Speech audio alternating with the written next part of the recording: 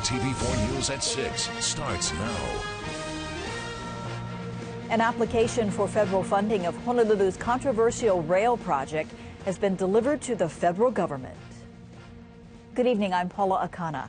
Honolulu's application for federal funding of the controversial rail project was submitted today. The head of the Transit Authority calls it momentous. But critics of the heavy rail system say there are still many unknowns. KITV4's Andrew Pereira joins us now with more. Andrew? Paula, despite those critics, the head of Hart says the city is in great financial shape to build the elevated rail line.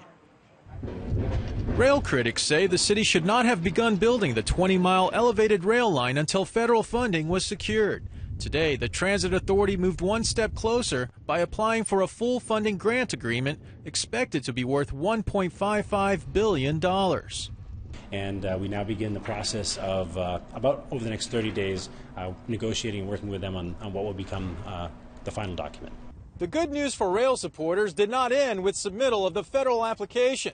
The overall cost of the elevated project has also been lowered to $5.16 billion. Over the last several months, Hart staff and the Federal Transit Administration has punched and punched and punched every number, punched and punched and punched at every aspect of the schedule.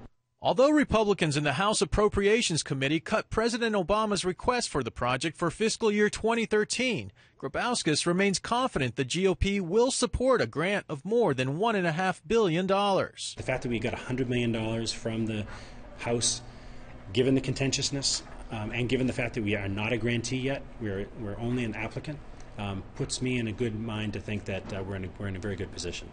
Rail opponents are skeptical.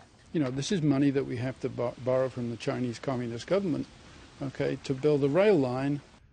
While opponents drum away at the possibility of cost overruns, the project's revised financial plan actually shows a surplus of $193 million at the end of construction. Again, opponents are leery. They do not have a contingency plan for the 10% risk, which the oversight contractors have said exists, a 10% chance of it being $7.5 billion. Meanwhile, the project's contingency fund has been drawn down from $865 million to $645 million, mostly due to change orders. Grabowskis says that's well within the FTA's acceptable range, and by the end of construction in 2019, the contingency fund is expected to reach zero. Andrew Pereira, KITV4 News. All right, thank you, Andrew.